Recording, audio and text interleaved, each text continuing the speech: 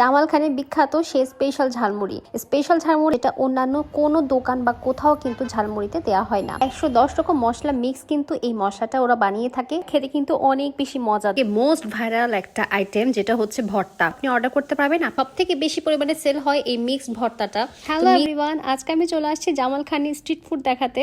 এই শীতে জামাল খান এরিয়াতে কি কি স্ট্রিট ফুড পেয়ে যাচ্ছেন আর কোনটার দাম কত, সবকিছু নিয়ে বিস্তারিত থাকছে আজকের ভিডিওতে। শুরুতে দেখিয়ে দিচ্ছি জামাল খানের বিখ্যাত সেই স্পেশাল ঝালমুড়ি। স্পেশাল ঝালমুড়ি এই কারণে, কারণ এই ঝালমুড়িতে কিন্তু বিটরুট দেওয়া হয়, যেটা অন্যান্য কোনো দোকান বা কোথাও কিন্তু ঝালমুড়িতে দেওয়া হয় না।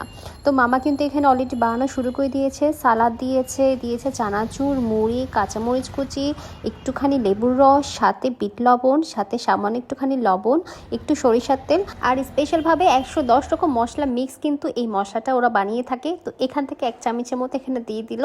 এবার কিন্তু পুরোপুরি এই ঝালমুড়িটা রেডি। আর বেশি করে পেঁয়াজ কুচি, বিটরুট, সাথে কাসুন্দি আর ধনেপাতা কুচি, বাস রেডি। শুধু দেখতে যে কালারফুল তাই নয়, খেতে কিন্তু অনেক বেশি মজাদার। মানে এটা আমি পর্যন্ত 3বার নাকি 4বারের মতো খাচ্ছি জামাল খানে এসে। ভাবা যায় কাঁচামরিচ কুচিটা জাস্ট একটু কম দিতে বলবেন, তাহলে কিন্তু অনেক বেশি মজাদার লাগবে। কাচ্চিটানির ঠিক অপোজিটেই ঝালমুড়ি মামাকে পেয়ে যাবেন।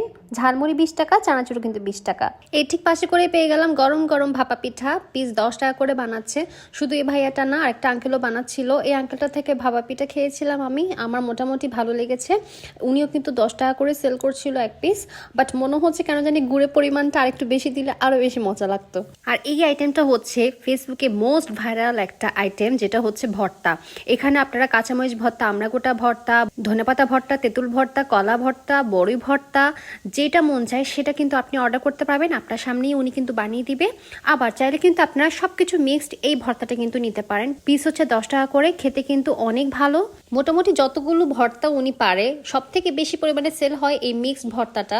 তো মিক্সড আইটেমের এই ভর্তাটা কিন্তু বেশি পরিমাণে সেল হওয়ার কারণে অনেকে কিন্তু এটা বাসায় নিয়ে যায় পার্সেল হিসেবে। আমি নিজেও কিন্তু পার্সোনালি ট্রাই করেছি, আমার তো খেতে অনেক বেশি ভালো লেগেছে। খাবারটা পুরোপুরি টক ঝাল মিষ্টি মিক্স ছিল।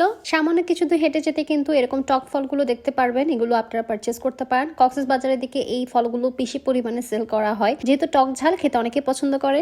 এছাড়াও আপনারা জামাল খানে পেয়ে যাবেন ভেলপুরি, যেখানে 1 প্লেট 20 টাকা করে 4 পিস দেয়। এটা কিন্তু অনেক বেশি মজার।